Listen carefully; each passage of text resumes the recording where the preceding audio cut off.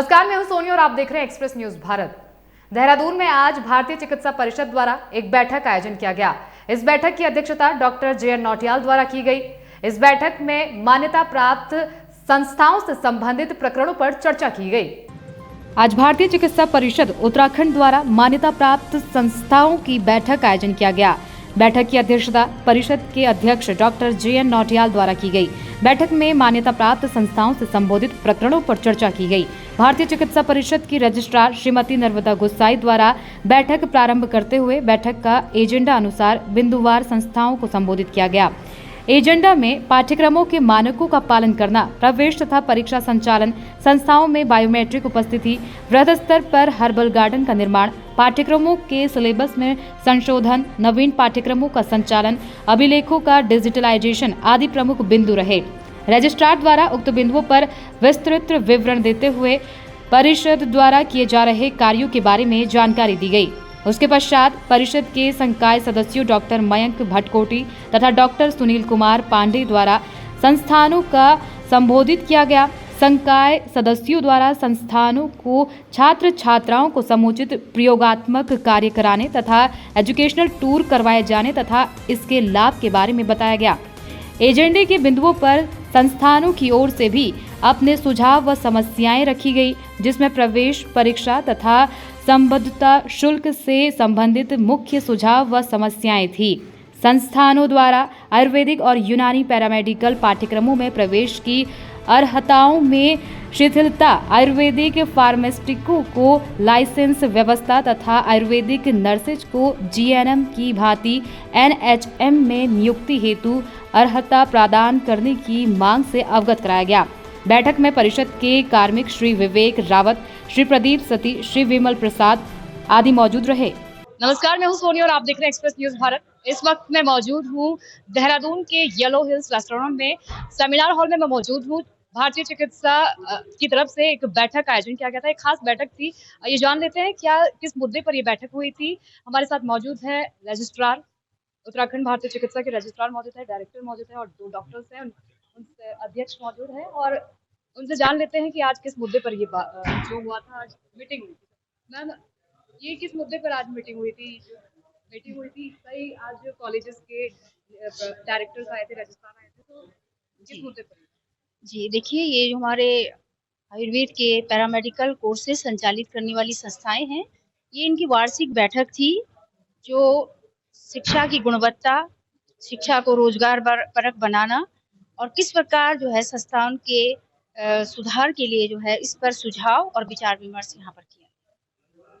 Ma'am, ऐसा कहा जा रहा है, मैंने सुना अभी, जैसे टीचर्स आए थे, रजिस्ट्रार्स आए थे, वो कह रहे थे कि एडमिशन में जो स्तर है वो कम गिर गया है एडमिशन। तो इसकी वजह क्या हो सकती है? क्या इसकी वजह कोरोना काल है या फिर अन्य चीजें हैं जो इसकी वजह हो सकती है?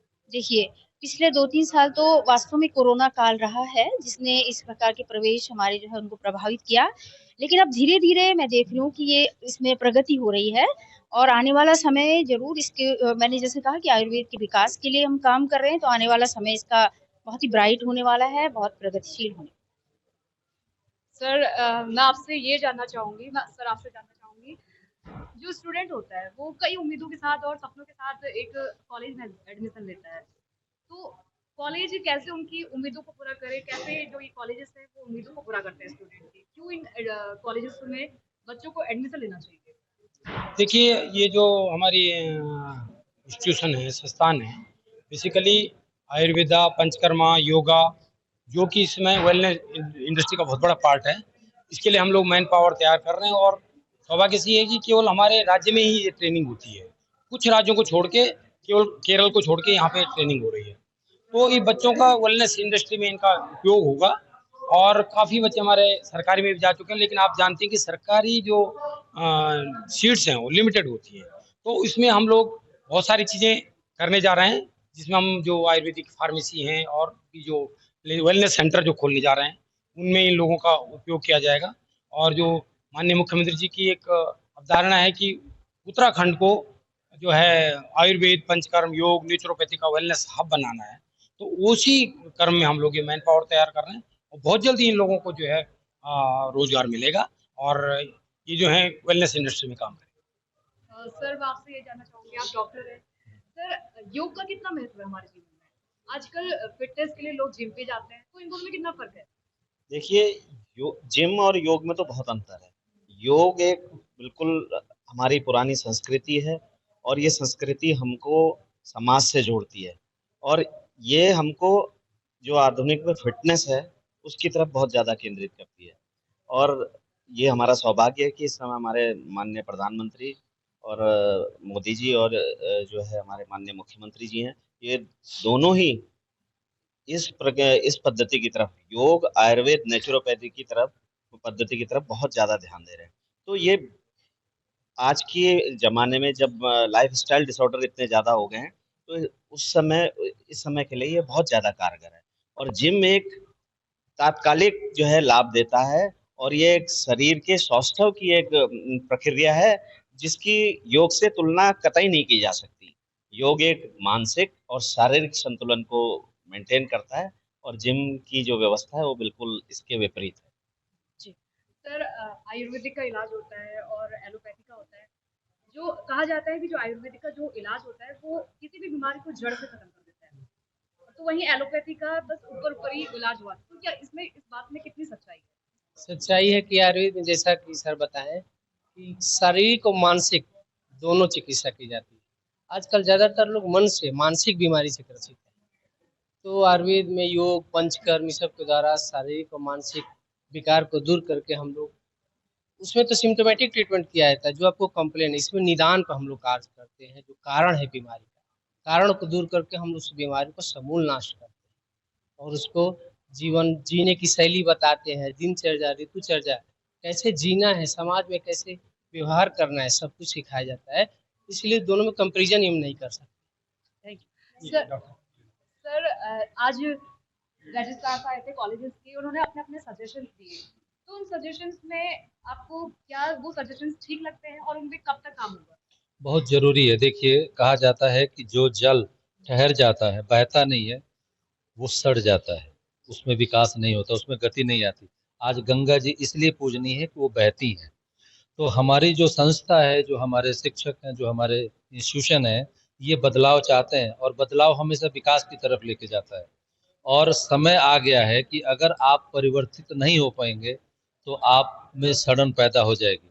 तो नए नए साइंस, आयुर्वेद चिकित्सा भारत ही नहीं विश्व की सबसे प्राचीनतम चिकित्सा है और शाश्वत इसलिए है कि 5000 साल हो गए। आज इसमें बदलाव के साथ हमने इसमें अनमोल चीज़ें जोड़ी हैं, चिकित्सा को नया रूप दिया है। परिस्थितियां ऐसी बदलती गई कि पहले अलग टाइप के डिजीजेज होते थे, आज अलग टाइप की डिजीजेज आ गई। लाइफ स्टाइल बदल गया, पहले फूड हैबिट अलग थे, पहले वातावरण अलग था। आज इसलिए जो लाइफ स्टाइल डिजीजेज हो रहे हैं जिससे कि चिकित्सा विज्ञान पूरे विश्व में बहुत विकसित है, लेकिन अगर आप कंट्रारी देखें तो रोगियों की संख्या में दूनी बढ़ती चली जा रही है। तो केवल विज्ञान को विकसित करके आप रोग को नहीं खत्म कर सकते, इसलिए अपने व्यक्तित्व को विकसित करिए। जीवन शैली, दिनचर्या, ऋतुचर्या और अपने संस्कार और व्यवहार, अगर इन पांचों टूल्स पे कोई भी साइंस, कोई भी विज्ञान काम नहीं करेगा तो आप रोग को समूल नष्ट नहीं कर सकते।